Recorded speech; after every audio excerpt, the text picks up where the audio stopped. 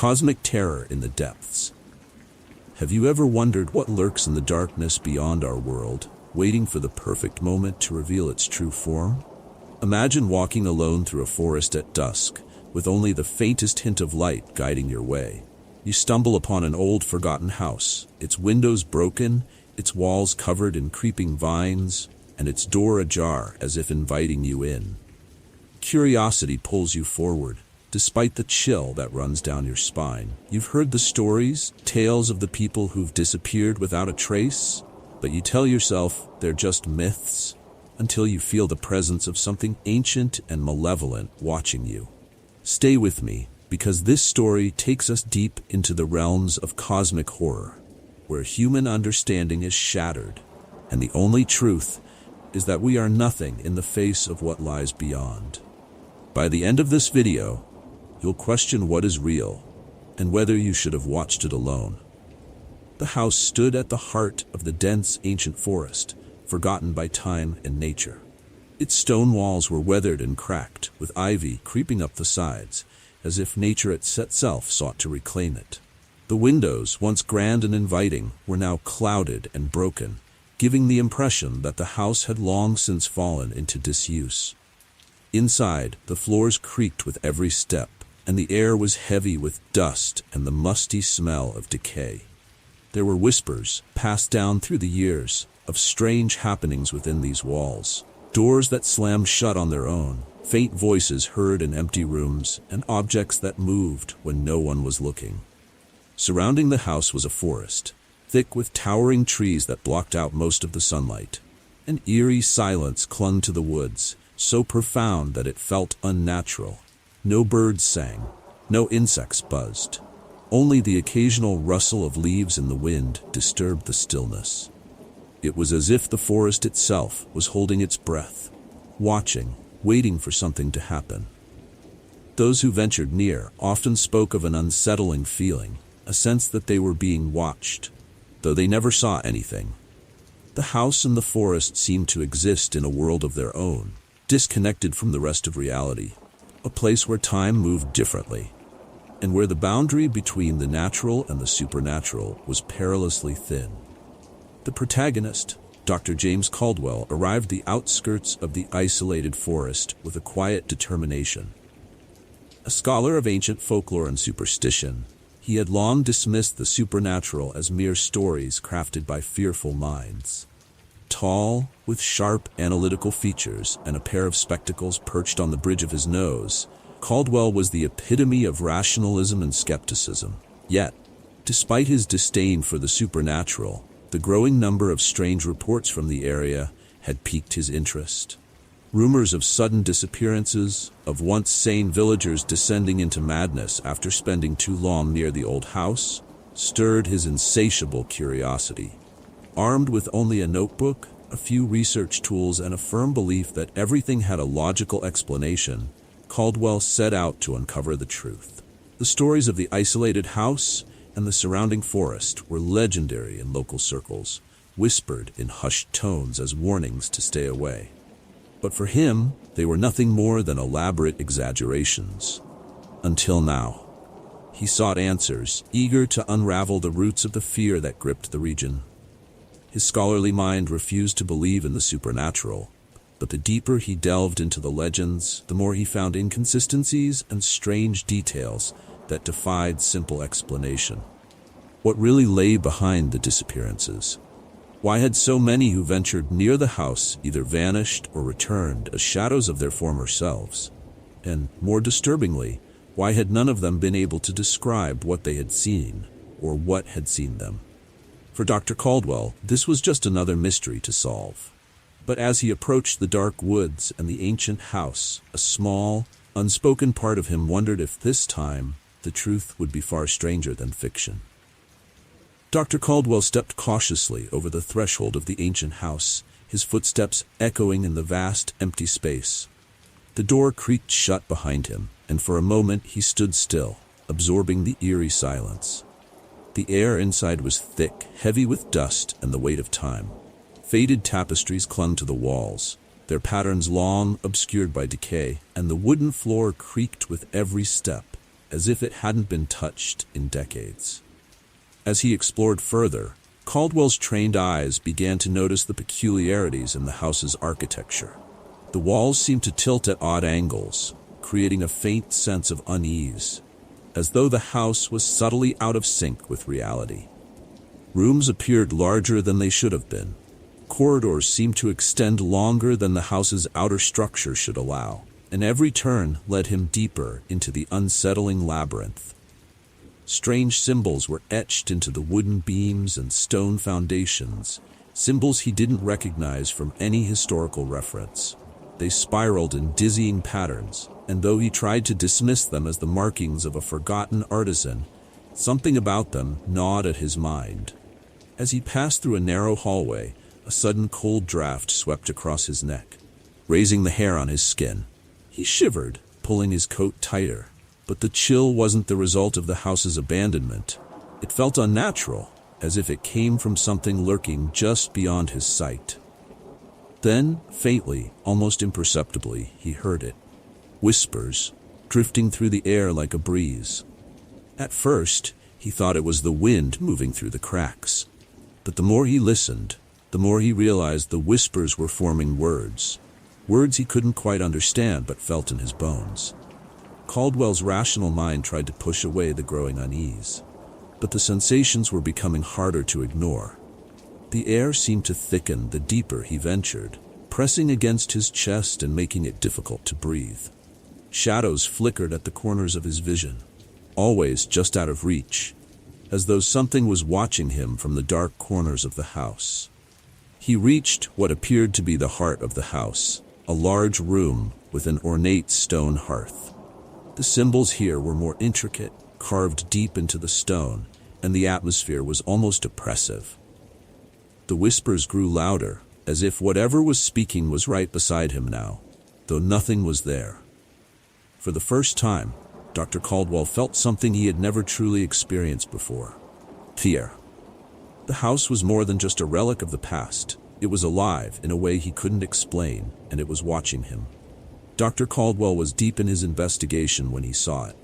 A shadow just at the edge of his vision, slipping unnaturally across the wall. He froze, his breath catching in his throat, his eyes fixed on the spot where the shadow had disappeared.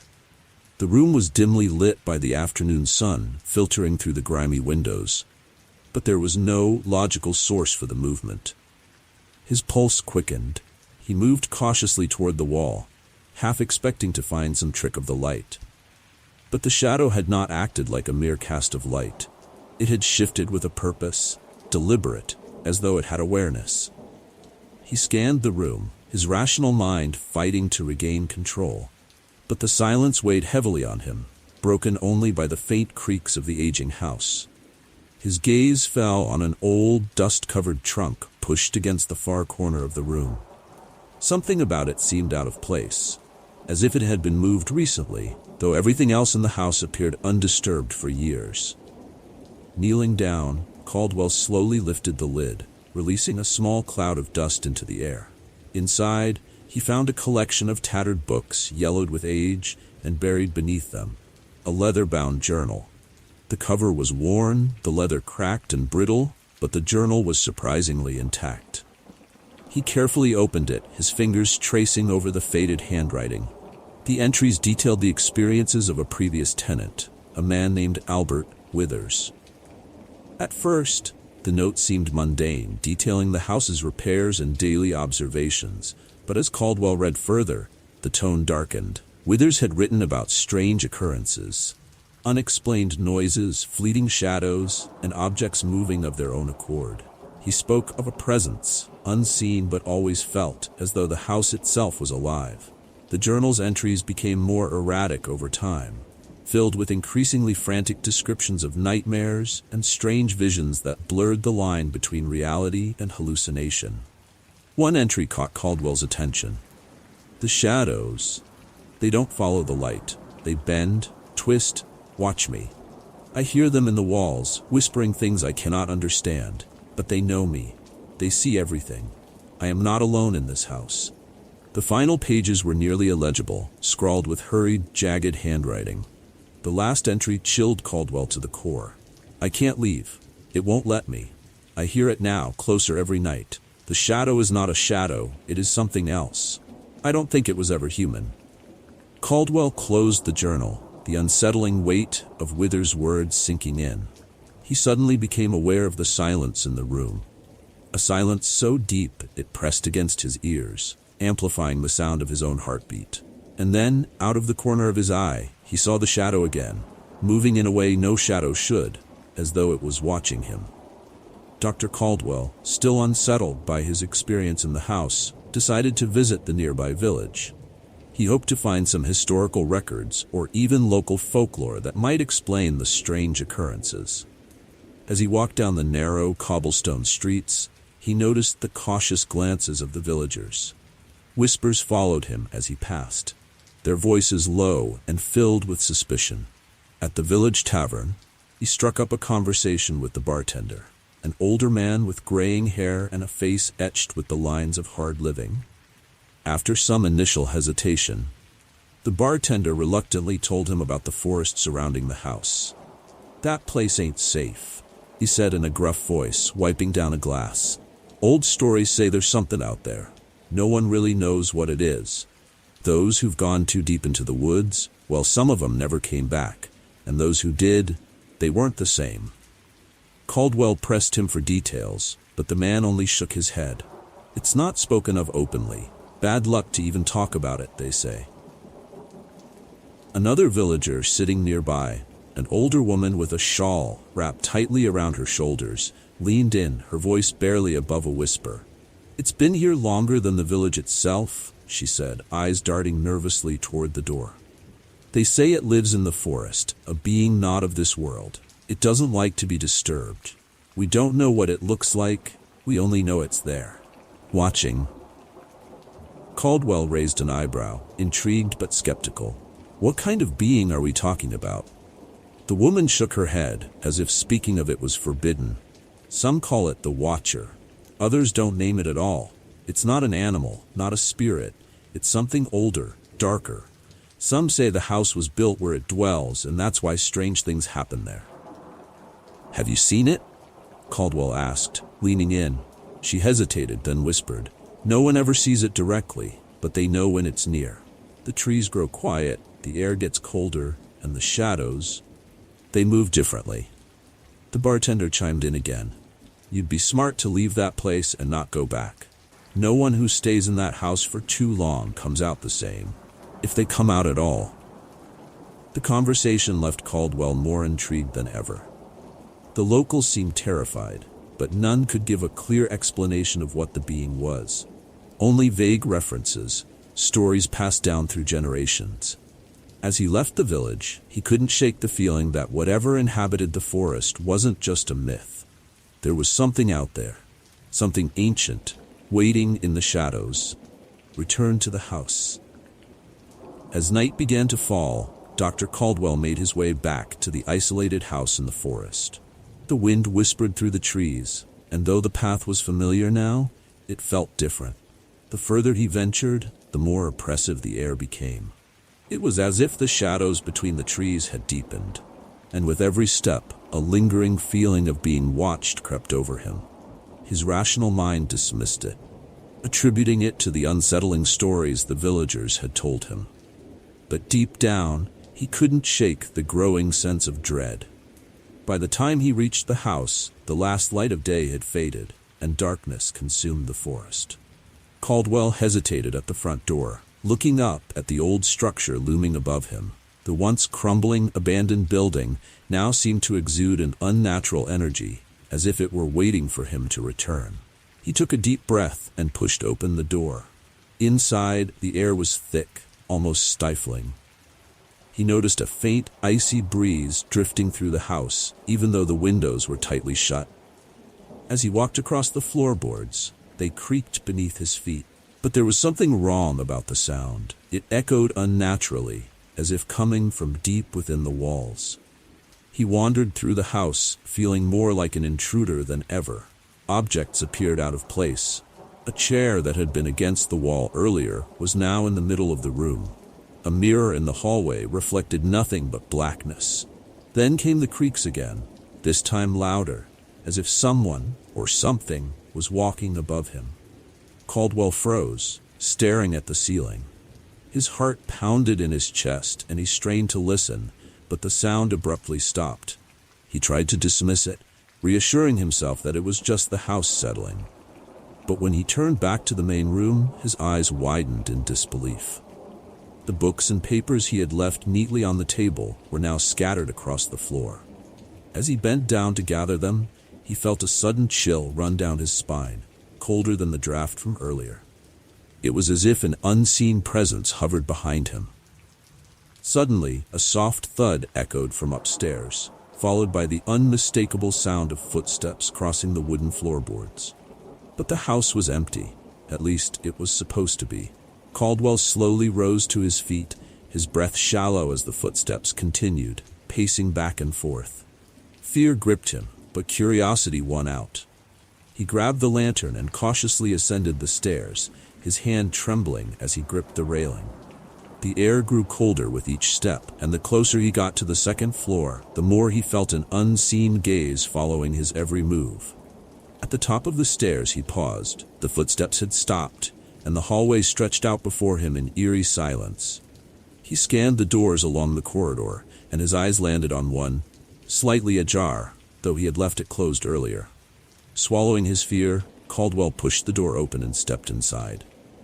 The room was still, the shadows long and oppressive. But there, in the center of the floor, was something new, an old leather-bound journal. It hadn't been there before. As he reached down to pick it up, the floor creaked loudly behind him. Caldwell whipped around, but no one was there. The silence was suffocating now, broken only by his own ragged breathing. Clutching the journal tightly, he backed toward the door, feeling the oppressive weight of unseen eyes on him. Something was in this house with him, and whatever it wasn't bound by the rules of the natural world. Dr. Caldwell couldn't tell how many days had passed since he first stepped foot in the house. Time had lost all meaning, slipping away from him like sand through his fingers. Each day bled into the next, and the more he tried to hold on to reality, the more it seemed to twist and contort beyond recognition. The once sharp lines between night and day blurred, leaving him trapped in a hazy twilight where nothing felt real anymore. He would wake up at odd hours, unsure if he had slept at all. The dreams, if they could be called dreams, were vivid, overwhelming visions of places that defied logic and reason. In these strange, otherworldly landscapes, he saw massive, alien structures that stretched into an infinite sky. The architecture was impossible, monolithic, grotesque shapes that loomed over vast oceans of black water, their surfaces rippling with a nauseating, unnatural energy. The stars above burned with a cold, distant light, forming constellations that hurt his mind to comprehend. In the dreams, he was always alone, wandering through these desolate realms, but he felt something watching him from the shadows, always just out of sight. An ancient presence, vast and malevolent, lurking beyond the edges of his awareness. It whispered to him in a language he didn't understand, yet the sound of it filled him with a bone-deep terror. Every time he woke, the world seemed more fractured, more wrong. The house itself had taken on an unnerving quality. Walls seemed to bend and shift when he wasn't looking, and the rooms felt larger, as if the very architecture was stretching beyond its original dimensions. His belongings moved when he wasn't there, and every time he turned a corner, he half expected to find something waiting for him. Worst of all were the mirrors. He avoided them now, for every time he caught a glimpse of his reflection, it seemed distorted, wrong. His face would stare back at him, but there was something off about it. His eyes too wide, his skin pale and gaunt, as if the person looking back wasn't quite him. The journal he had found haunted him too. Its pages were filled with the frenzied writings of a previous tenant, describing experiences eerily similar to his own. The author spoke of being trapped in a cycle of nightmares, of losing track of time, of an ancient, formless entity that preyed upon the minds of those who entered the house. As Caldwell read, he felt a creeping sense of familiarity, as if he were merely following in the footsteps of someone who had already fallen into madness. The dreams became worse each night. He saw himself standing on the edge of a great abyss, staring into a void so vast and dark that it swallowed the stars themselves. From the depths of the darkness, something stared back, a presence so immense and ancient that Caldwell's mind recoiled at the very notion of its existence. He felt his sanity slipping, unraveling with each passing moment, as the weight of that cosmic gaze pressed down on him. When he awoke, the line between dream and reality had all but vanished. He began to see glimpses of the otherworldly landscapes in the corners of his vision, strange, shifting forms out of the corner of his eye, the distant sound of waves crashing against alien shores. He would blink, and they would be gone, leaving him disoriented and confused. As the days stretched on, Caldwell knew he was losing himself. His once rational mind was crumbling under the weight of forces he couldn't comprehend. The whispers in the wind grew louder, more insistent, pulling him towards something ancient and unknowable, hidden in the forest, waiting for him to discover it. He was no longer sure if he would survive long enough to find out what it was, or worse, if he would ever be able to leave. While wandering through the increasingly alien corridors of the house, Caldwell discovered something he hadn't noticed before. A faint draft of cold air seeping through a seam in the wall behind a dusty, forgotten bookshelf. With trembling hands, he pulled the shelf aside, revealing a hidden door, its wood old and splintered, as if it had been untouched for centuries. His heart raced with a mixture of dread and curiosity. Where could it lead? The door groaned as it opened, revealing a narrow, spiraling staircase descending into the dark. Holding his lantern aloft, Caldwell hesitated only for a moment before stepping down. The air grew colder with each step, and the scent of damp earth and decay filled his nostrils. His footsteps echoed off the stone walls, the only sound breaking the oppressive silence. At the bottom of the stairs, he found himself in an expansive underground chamber, the walls lined with carvings that seemed far older than the house itself. The symbols etched into the stone were unlike anything Caldwell had ever seen. Intricate, alien patterns that seemed to pulse with an eerie, unnatural energy. He traced a trembling finger along the lines, feeling the cold stone beneath his touch, his mind trying to grasp their meaning. The chamber stretched far beyond what the house above could possibly contain, as though the space itself was bending, defying logic and reason. In the center of the room stood an ancient altar, its surface covered in dark stains that sent a chill down his spine. Around the altar, the symbols grew more frenzied, more chaotic, spiraling inwards as if they were channeling some unimaginable force. As Caldwell examined the walls more closely, he began to recognize certain patterns, repeated motifs that suggested an ancient ritual. The symbols seemed to tell a story, one of sacrifice and summoning. They spoke of beings that existed long before humanity, beings that dwelled in the spaces between worlds, waiting to be awakened. The carvings depicted figures, not human, but something far older, kneeling before the altar, their hands raised in supplication to a vast, monstrous entity that loomed over them. The creature was drawn in fragmented pieces, its form too large and too strange to be fully captured in stone. But what little Caldwell could make out was enough to freeze his blood. Writhing tentacles, eyes that stared into infinity, and a gaping maw that seemed to devour light itself. Suddenly, the air around him seemed to shift, as though the very walls of the chamber were alive, watching him. The temperature dropped further, and his breath came out in ragged clouds. A low, almost imperceptible hum began to fill the room, resonating deep in his bones. The symbols on the walls seemed to shimmer, as though they were responding to his presence, reactivating after centuries of dormancy. It was then that Caldwell realized the true horror of the place. This chamber wasn't just a forgotten relic of the past. It was a gateway. The ancient ritual carved into the walls was designed to open a door between worlds, to summon something that should never be summoned. As the hum grew louder, he could feel it vibrating through his skull, threatening to shatter his sanity. The altar seemed to pulse with a dark energy, and for a fleeting moment, Caldwell thought he saw movement, something shifting in the shadows beyond the walls, as though the chamber itself was awakening, responding to his intrusion. Suddenly, a voice, a whisper, low and incomprehensible, filled the air, echoing from every direction at once. The words were not meant for human ears, their meaning lost in the madness of the void. But Caldwell understood the intent. He had gone too far. Something had noticed him. Something ancient, malevolent, and infinitely powerful. Panic surged through him as he turned to flee, but the passage that had led him down was no longer there. The walls had shifted, sealing him inside the chamber with the dark, pulsing energy that throbbed through the air. The symbols glowed brighter, their meaning now clear. The ritual had begun, and there was no escape. As Caldwell fell to his knees, the oppressive weight of the chamber closing in on him, he knew with a sickening certainty that whatever was coming was not of this world. It had been waiting, patient and hungry, beyond the walls of reality, and now it was about to be unleashed. The arrival of the cosmic entity.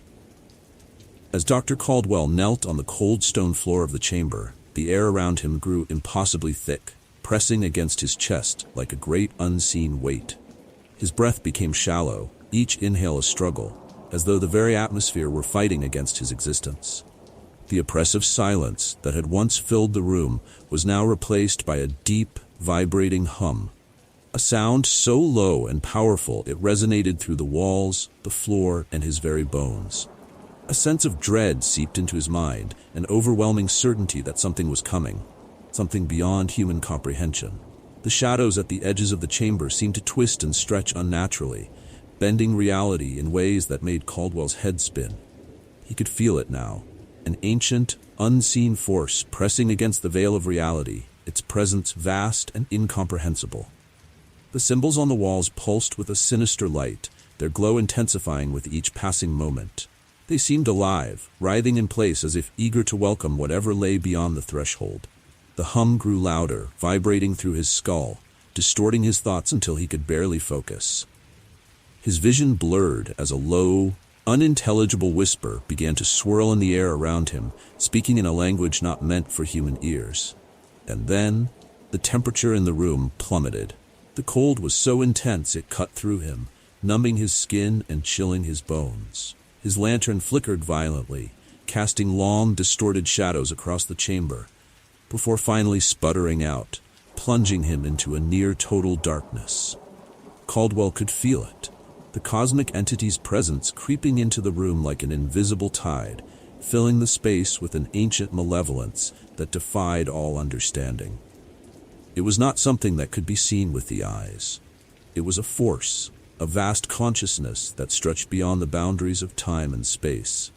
Its mere proximity threatened to crush his mind under the weight of its existence. He could sense its form, not in any recognizable shape, but as an immense, writhing mass of thought and intention, older than the stars themselves. The walls of the chamber seemed to pulse in response, breathing with an unnatural rhythm, as though the very fabric of reality was being bent and warped. Time itself felt unstable, slowing and distorting, trapping Caldwell in an endless moment of terror. And then, in the center of the chamber, a distortion in the air began to form. It was subtle at first, a faint ripple, like heat rising off the desert sand. But it grew, warping the space around it, bending light and shadow until the air itself seemed to tear open. From the rift, something began to push through, a presence not fully of this world, but something far beyond.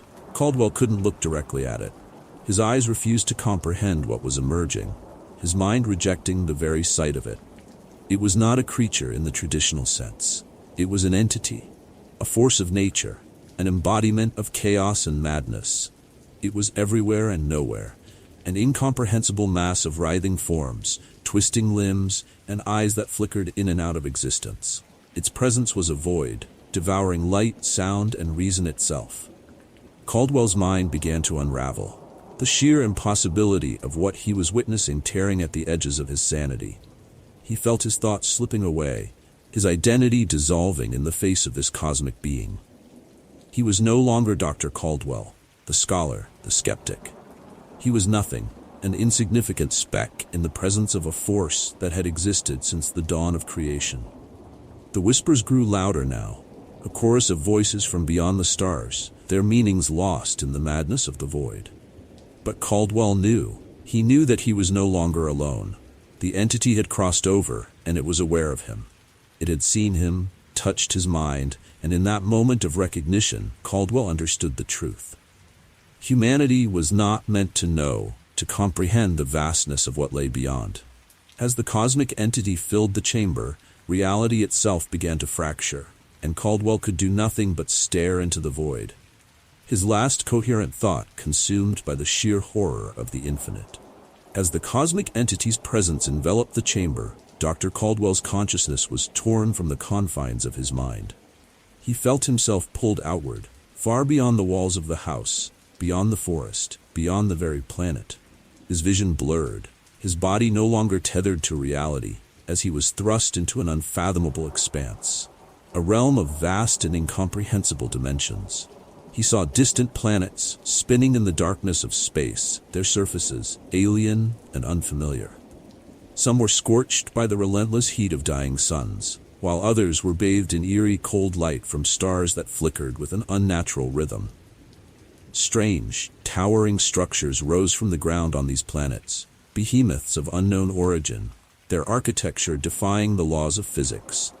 They twisted and spiraled into the sky, their surfaces etched with the same symbols that now glowed on the chamber's walls. Caldwell's mind strained to take it all in.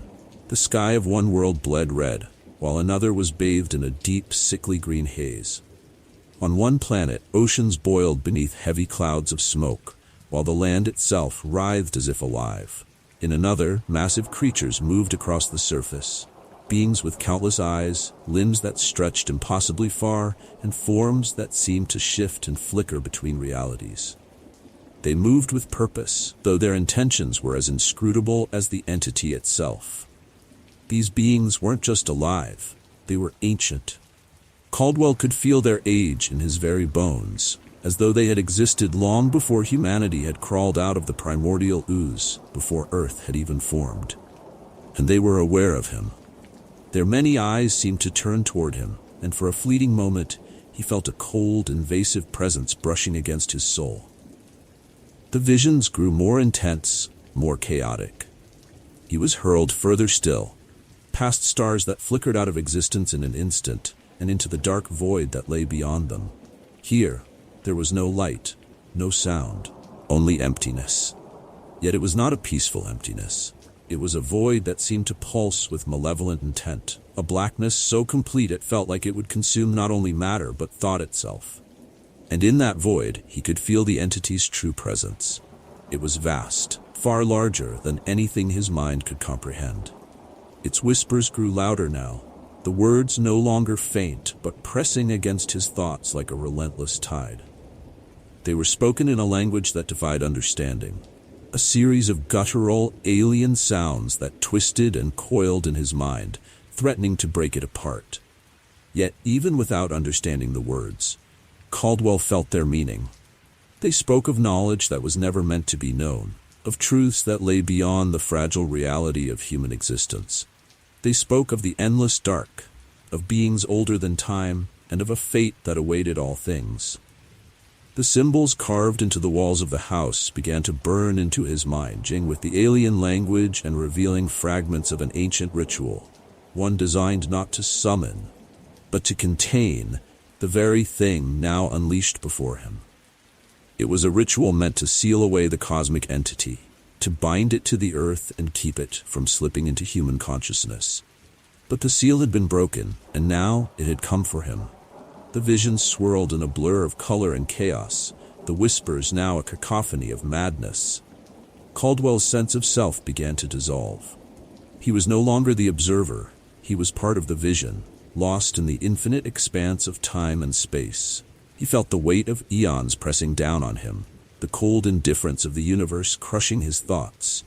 There was no escape. The entity was inside him, filling his mind with its dark, unfathomable knowledge. In those final moments, Caldwell saw the truth. He was a mere speck in the vastness of the cosmos, insignificant and fleeting, doomed to fade into the endless night. The stars blinked out one by one, until there was nothing left but the cold void and the whispers of the entity echoing in his fractured mind. And then there was silence. As Dr. Caldwell pieced together the fragments of the villagers' cryptic words and the strange documents he had uncovered, a horrifying picture began to emerge. The quaint village, with its cobblestone streets and weathered buildings, held a secret buried deep beneath the surface, a dark history that stretched back centuries. Determined to uncover the truth, Caldwell ventured into the dusty archives of the village's forgotten church. Hidden in the basement, buried beneath layers of moldy, forgotten ledgers, he discovered an ancient, leather-bound tome. Its brittle pages crackled beneath his fingers as he turned them, revealing a chronicle of events that sent a chill down his spine. The village had not always been so serene. In times long past, it had been plagued by strange phenomena, unexplained disappearances, crops withering overnight, livestock mutilated by unseen forces.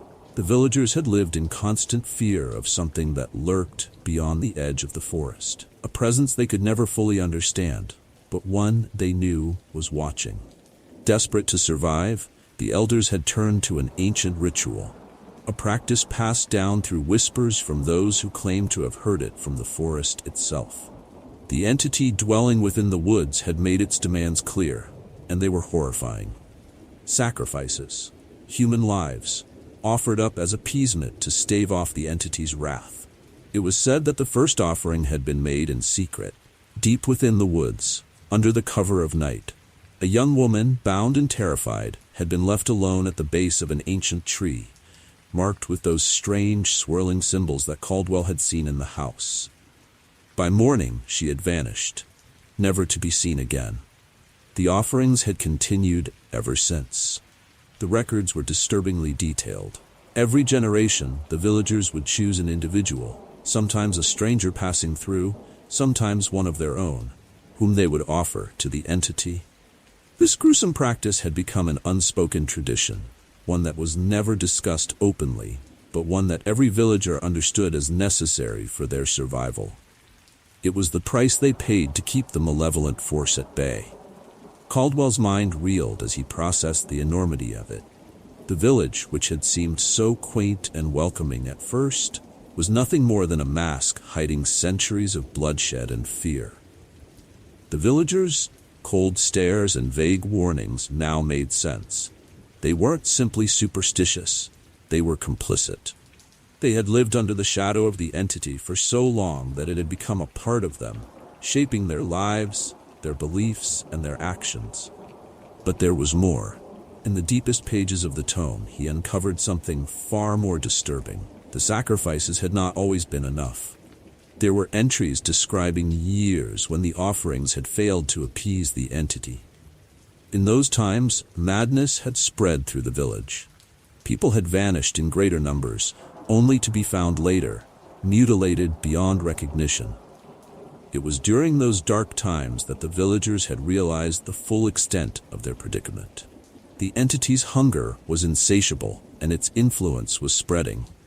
The final entries in the tome spoke of a prophecy, one that had been passed down through the generations. It warned of a time when the entity would break free from the forest, its hunger no longer confined to the sacrifices. On that day, the boundary between their world and the entities would dissolve, and nothing would be able to stop it from consuming everything in its path. Caldwell closed the tome, his hands trembling. The village had lived in fear of this day for centuries, and he had the terrible feeling that it was fast approaching. The air had grown colder, the forest more restless, and now he understood why the villagers had been so wary of his arrival. They hadn't been trying to protect him. They had been preparing him. He was to be the next offering. Caldwell's heart raced as the horrific truth of the village's past settled over him like a suffocating shroud. His mind reeled, every instinct urging him to flee. He couldn't stay in that cursed place for another moment. The entity, the villagers, everything was conspiring against him, and now, more than ever, he felt the pressing weight of time slipping away. He He hurried back to the house, his footsteps echoing eerily through the quiet, empty streets. The sun was setting, casting long shadows that seemed to stretch and twist unnaturally, as though the very world around him was warping under the entity's influence. By the time he reached the house, night had fallen, and the darkness felt alive, watching him, waiting. Throwing open the door, Caldwell rushed inside, his breath shallow and ragged. He had no plan, only the overwhelming urge to escape. But as he moved through the creaking ancient halls, something was wrong. The house, the very air around him, felt different, as if the walls were shifting, tightening. Panic set in when he tried to leave the way he came. The front door was no longer there. "Impossible," he whispered, his voice shaking. He turned, trying another door, but it too had vanished, replaced by a smooth wall. His heart hammered in his chest as he darted from room to room, each one now a maze of dead ends and distorted architecture. The corridors, once familiar, seemed to stretch infinitely, winding in impossible directions. The walls themselves seemed to pulse, breathing in and out, inching closer each time. Caldwell pressed his back against one, trying to catch his breath, but the cold, damp surface felt as though it were closing in on him, pushing him deeper into the house. His frantic eyes darted to the windows. They too had changed. The forest outside, once a refuge, now stood as an impenetrable wall of blackness. The trees, gnarled and twisted, seemed to grow closer, their branches clawing at the glass. His mind raced. "It's trapping me. It's using the house, turning it against me." He had to get out. He couldn't be the next sacrifice. He wouldn't let the entity claim him. Caldwell tore through the rooms, his hands trembling as he tried to force open locked doors, his feet stumbling over the uneven, creaking floors. But the house seemed to toy with him, its halls twisting back on themselves, leading him in circles, always back to the same cursed spot, the basement. It was from there that he could hear it, the low, distant hum of something unnatural, something stirring beneath the foundations of the house. The air grew thicker, heavier, and with each passing second, Caldwell could feel his sanity slipping, the unseen presence of the entity pressing down on him from every direction. His vision blurred, the oppressive walls seeming to ripple as whispers filled his ears, indecipherable, maddening. He shook his head violently, trying to block them out, but they only grew louder, echoing through his skull. He collapsed to his knees, clawing at the floor, desperate for any way out. The house had become a living thing, an extension of the entity's will, and it was not going to let him go. But he wasn't ready to surrender. Not yet. Gathering his strength, Caldwell forced himself to stand, pushing back against the crushing weight of despair. There had to be a way. There had to be. His eyes flicked to the narrow staircase leading to the attic, the only place he hadn't yet explored. The whispers seemed to intensify as though urging him away, but he felt a strange pull, a sense that whatever lay at the top might offer his only chance of survival. With trembling steps, he began to climb, each creak of the stairs sending a jolt of fear through his body. The walls seemed to shift and groan as he ascended, as though they too resisted his decision.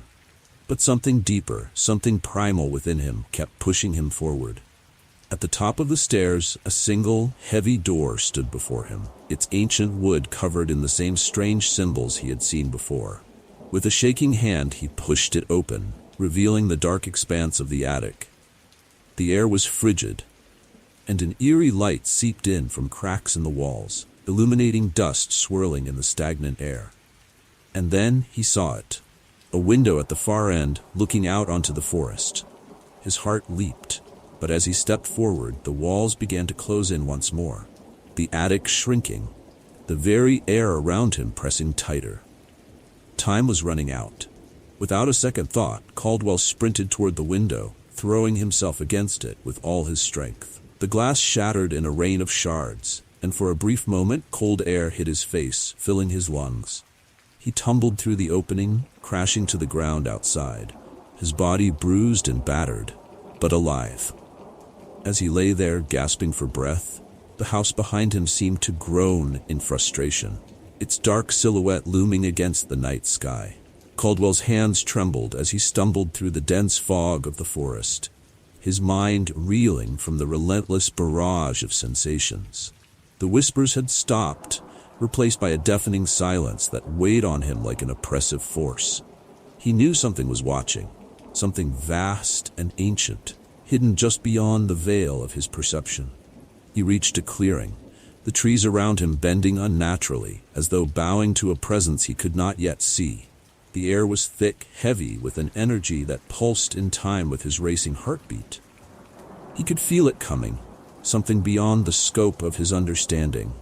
The very ground beneath him seemed to shudder, rippling in response to the approach of whatever unspeakable thing lay just out of sight. And then it appeared. At first it was a mere shadow, a distortion in the air, as though reality itself was bending to accommodate its presence. But as Caldwell's eyes tried to focus, the entity began to take shape, though what he saw defied every natural law. It was colossal, towering over the forest, yet somehow distant, its size unfathomable, as though it existed in multiple dimensions at once. Every time he tried to grasp its form, his mind recoiled, unable to process the sheer wrongness of what stood before him. Its body seemed to be composed of an ever-shifting mass of impossible angles and writhing shapes, fluctuating between solid and vapor, between light and shadow. Limbs, if they could be called that, extended in unnatural directions, twisting and curling in ways that defied geometry, as though it were not constrained by the physical laws of this world. Its surface was slick and shimmering, reflecting the dim light of the forest in ways that hurt the eyes, with colors that did not belong to any known spectrum. It did not move like any living creature. There was no grace, no fluidity, only a series of jarring, disjointed motions, as though it was phasing in and out of reality, each shift leaving a lingering trace of its form behind. When it moved, space itself seemed to warp around it, bending and stretching, as though the universe was struggling to accommodate its existence. The entity's face, or what passed for a face, was the most horrifying of all. There were no eyes, no features that Caldwell could make sense of. Instead, there was an endless void, a swirling blackness that seemed to pull at his very soul. From within that void came the same maddening whispers, not spoken in any language he could understand, but resonating deep within his mind, threatening to unravel what little remained of his sanity. Caldwell's legs buckled, and he collapsed to his knees, unable to tear his gaze away. The very sight of the entity was overwhelming, as though his mind was fracturing under the sheer weight of its existence. It was not meant to be seen. No human was ever supposed to lay eyes on something so incomprehensible, so utterly alien. As it loomed over him, the air grew heavier, colder. Time seemed to slow, stretching into an eternity as the entity moved closer, its form rippling and distorting the space around it. Caldwell's breath came in ragged gasps, his mind teetering on the edge of oblivion. He could feel it now, fully, its immense, unfathomable power pressing down on him like a crushing weight. This was not some mere spirit or creature. This was something far older, something from beyond the stars, from the spaces between worlds. Its presence radiated the kind of cosmic indifference that shattered any sense of meaning or purpose.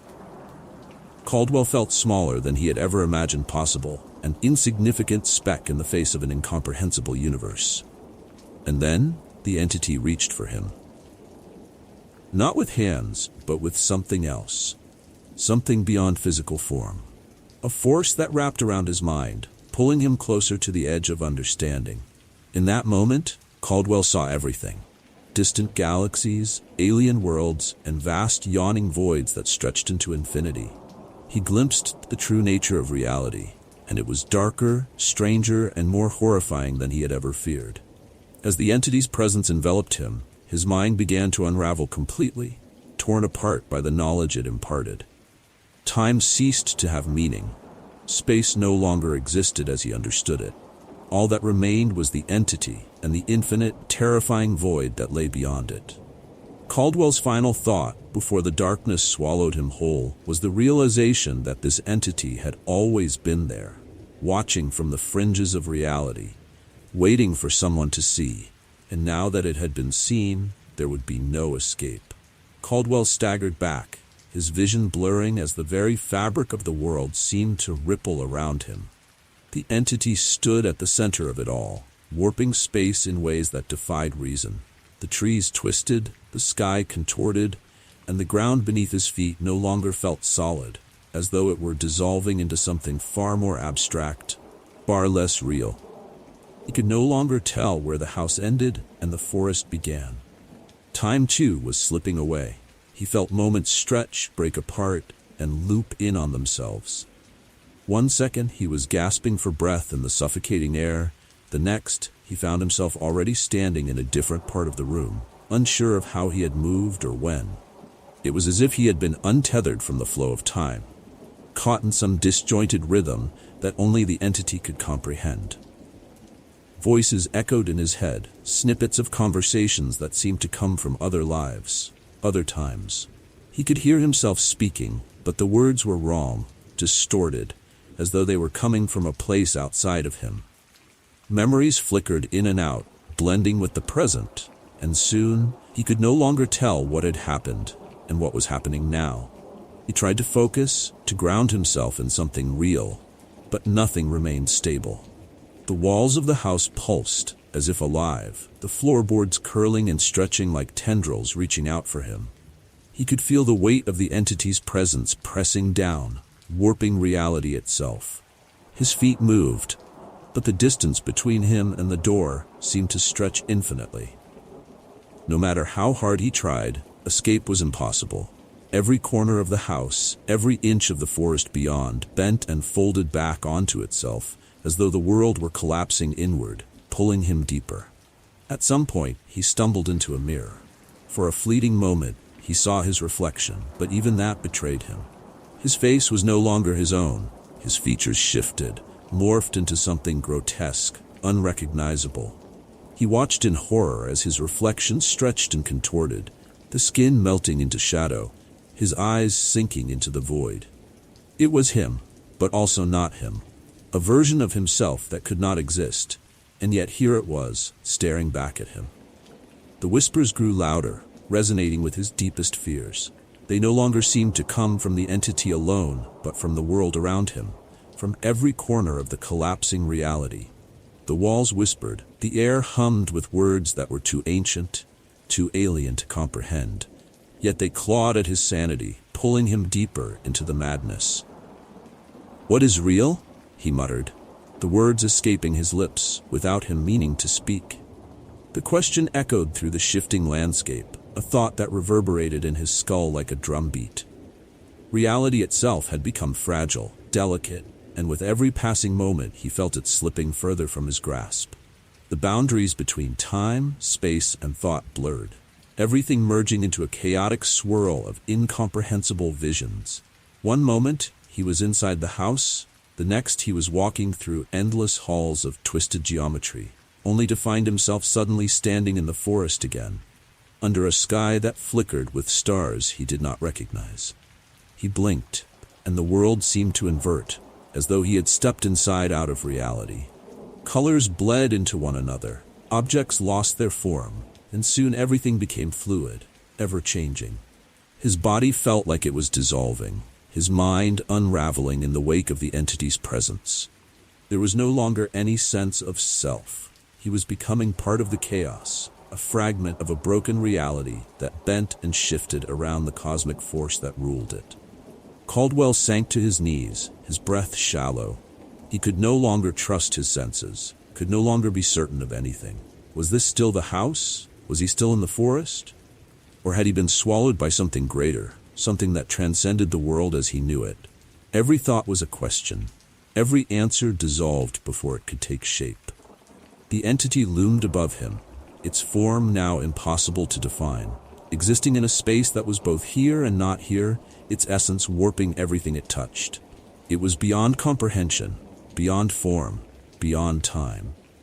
And Caldwell, no longer sure of where he ended and the chaos began, could do nothing but fall into the void that opened beneath him, knowing that nothing was real anymore.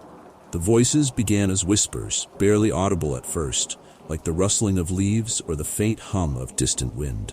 But soon they grew louder, persistent, filling every corner of Caldwell's mind. He shook his head, trying to clear the noise, but it was no use. They were inside him now, deep, gnawing at his thoughts. At first they were just fragments, disjointed phrases, words he couldn't quite grasp. But then they took form, becoming clearer with each passing moment. It was as if his own inner voice had split, multiplied, and now those voices were arguing, pushing him, pulling him in every direction. "Run," one voice urged, a soft, trembling plea. "It's not too late, you can still escape." But another voice, darker, more insidious, laughed in response. "Escape? There's nowhere to run. It's already inside you." Caldwell pressed his palms to his temples, trying to shut them out, but the pressure only grew stronger. His own thoughts became tangled with the voices, indistinguishable from the chaos swirling in his head. He couldn't tell where his mind ended and the whispers began. Every thought felt tainted, warped by the madness creeping in.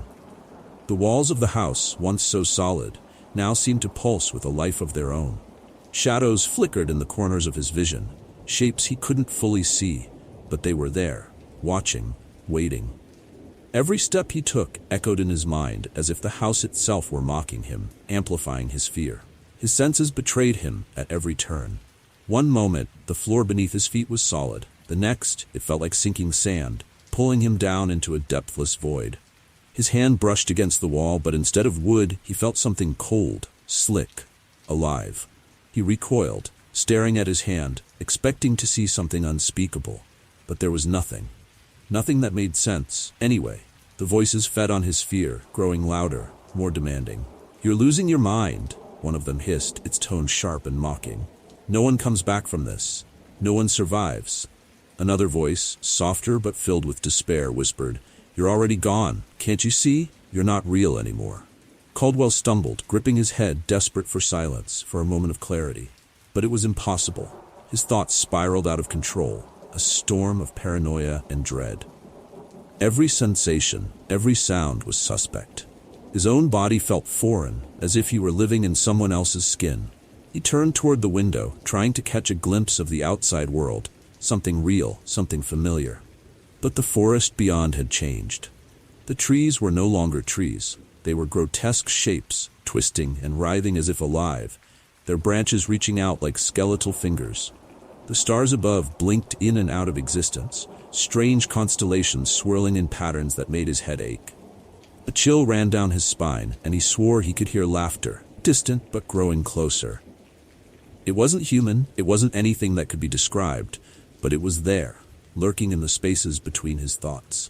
Panic set in. He couldn't trust his eyes, he couldn't trust his ears, he couldn't trust anything. His senses were lying to him, twisting reality into a nightmarish labyrinth with no exit. Every shadow, every flicker of movement, seemed to hide something monstrous, something waiting for him to let his guard down. "Do you really think you can survive this?" One voice whispered, cold and taunting. "You're nothing, just like all the others. It's inevitable." His breath came in ragged gasps. He stumbled toward the door, desperate for escape, but it wasn't there anymore. The hallway stretched into eternity, twisting and curling into impossible shapes. The house was alive, shifting around him, feeding on his fear, his madness. The voices laughed again, louder now, filling every inch of his mind until he couldn't think, couldn't breathe. He was drowning in them, suffocating under the weight of his own unraveling sanity. "There's no escape," the voices hissed in unison. "You're already ours." And in that moment, Caldwell knew it was true. He could no longer trust his senses, no longer trust reality itself. The house, the forest, the entity, everything had merged into one chaotic, incomprehensible force, and he was lost within it, adrift in the madness that had claimed so many before him. As the voices grew louder, the last thread of his sanity snapped, and all that was left was the darkness. The endless, whispering darkness. Caldwell's trembling hands turned the brittle pages of the journal, his eyes scanning the faded ink that detailed horrors beyond anything he had imagined. The entries became increasingly erratic, the writing more jagged and desperate, as though the previous tenant had been on the verge of madness themselves. But buried in the chaos was something that caught his eye. A ritual, ancient and ominous, one that could summon or banish the entity that now haunted his every waking moment. The instructions were incomplete, scattered between frantic notes about the stars, blood, and incantations spoken in a language older than time itself. The ritual wasn't just a simple act. It was a confrontation with forces that defied understanding, forces that could unravel not just a mind, but reality itself. Caldwell felt a knot tighten in his stomach as he read on. The journal described an altar, hidden deep within the forest, and symbols that needed to be drawn in a circle using blood, human or otherwise. The key was in the words, an incantation that could only be spoken during the precise alignment of the stars. According to the journal, the moment of alignment was fast approaching. He had mere hours, maybe less. Sweat beaded on Caldwell's forehead.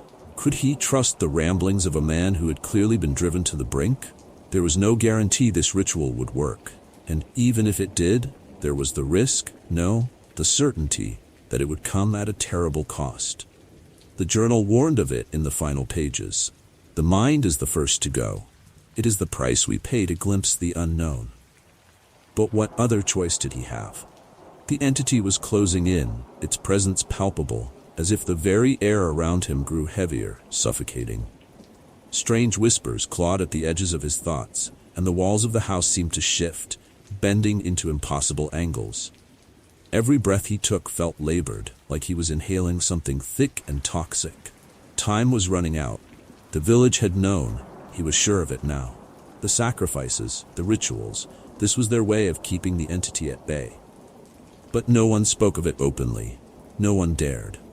Now he was the one trapped in this twisted game, left to either follow through with the ritual or succumb to the same fate that had claimed so many before him. Caldwell's mind raced. Could he bring himself to perform the ritual, knowing the price?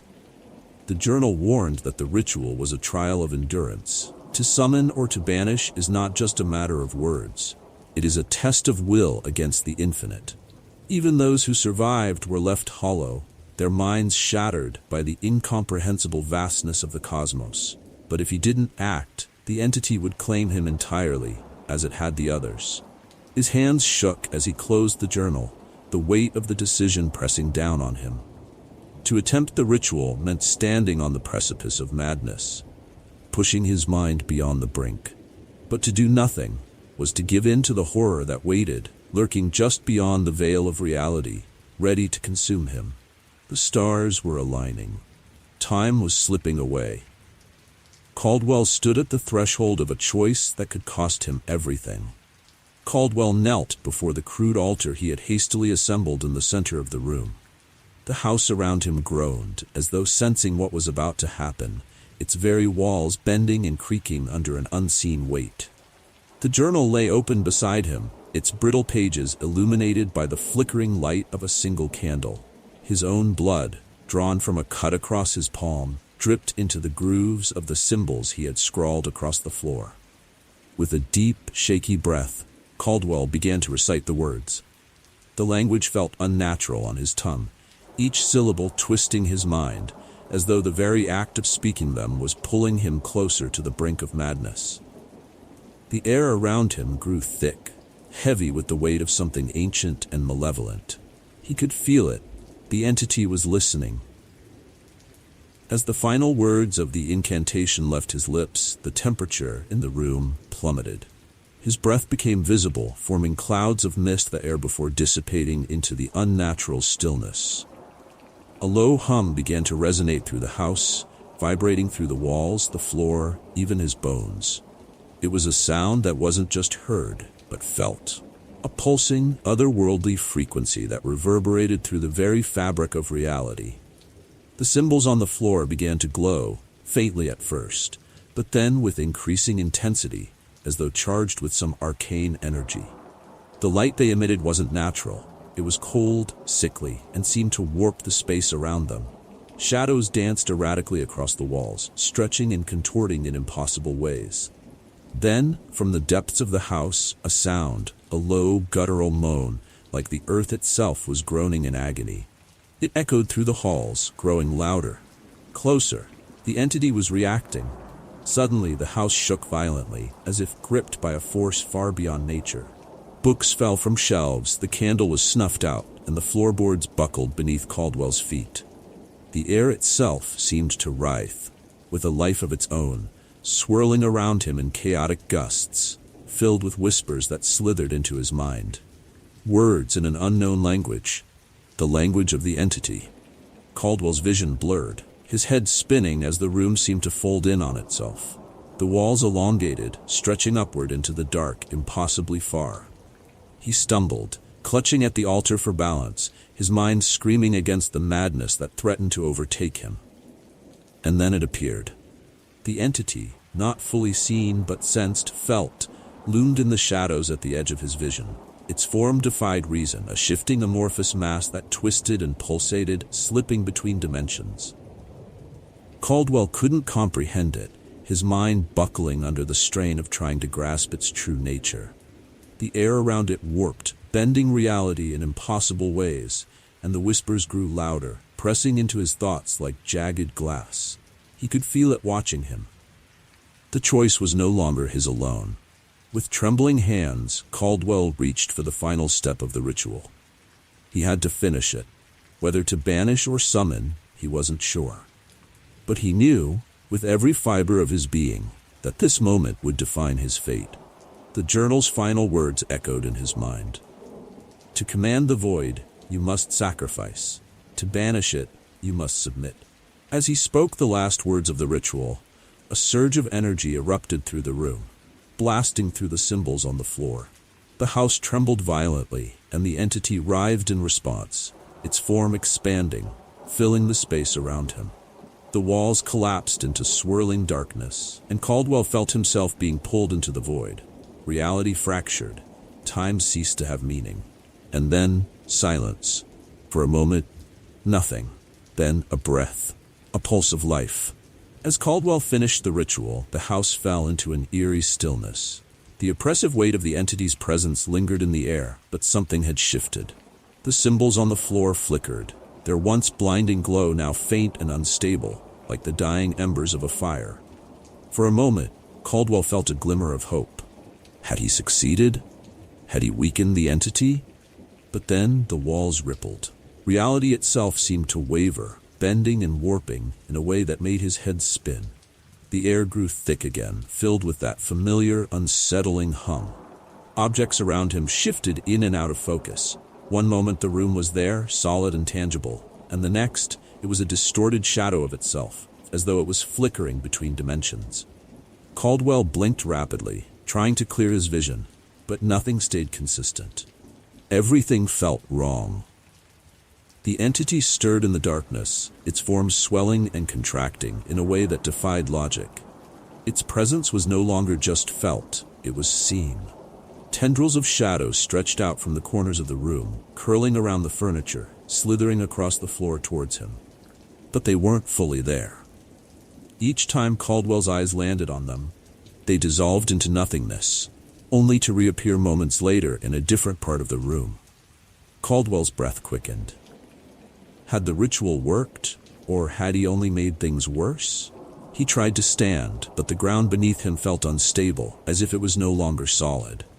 His foot sank into the floor slightly, and when he pulled it back, the wood rippled like water. Panic gripped him. The lines between reality and illusion had blurred, and he could no longer trust what his senses were telling him. From the corner of his eye, he caught a glimpse of the entity again, larger now, its form barely contained within the walls of the house. It wasn't just watching him, it was absorbing everything around it.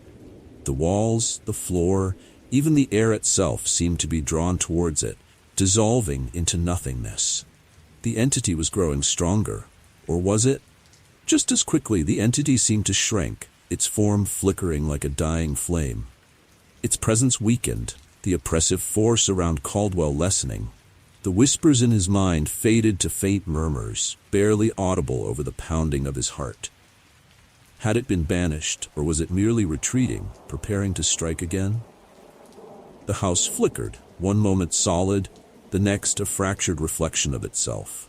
Caldwell's surroundings alternated between the familiar and the incomprehensible, as if reality itself couldn't decide which version of the world to settle on. He staggered towards the door, desperate to escape, but even the doorframe seemed to stretch and shrink with each step. Nothing made sense anymore. Was the entity gone? Was he trapped? Or worse, was this all in his mind? As Caldwell stumbled through the shifting landscape, he realized that he may never know. Reality itself had been compromised. The ritual had worked or had failed, but its outcome was uncertain, leaving only one undeniable truth. He could no longer trust what was real. And in the silence that followed, as the world continued to flicker in and out of existence, Caldwell understood that the line between reality and madness had been forever blurred. The house stands once more in eerie silence, its weathered facade half hidden by the encroaching forest.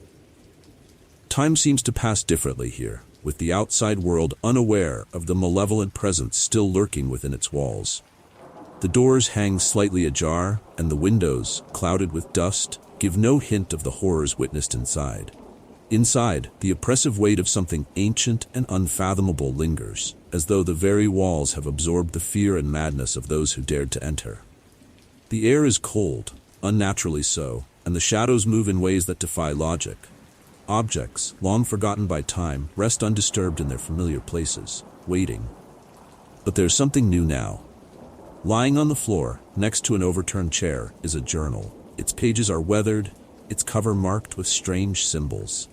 This journal, Caldwell's final record, offers only cryptic warnings, written in a hand that grows more erratic as the pages go on. The words twist and jumble, as though the writer was slipping deeper into madness with each passing entry. The last page is almost unreadable, scrawled hastily. It never ends. The house, it's alive, it's watching. If you find this, leave. Don't stay. It waits for you too. The journal lies still, gathering dust, but the house itself seems to breathe in the darkness. Somewhere deep within, the presence stirs once again, patient and eternal. The cycle continues. For now, the house remains abandoned, but only for as long as it takes for the next curious soul to arrive. The forest will draw them in, the village's whispers will pull at their curiosity, and soon enough, they will find themselves standing at the threshold of something they cannot comprehend. The house waits, and the cycle of horror begins again. Thank you very much for watching this far, and if you liked it and want more videos like this, don't forget to subscribe to the channel, turn on notifications, and share with your friends.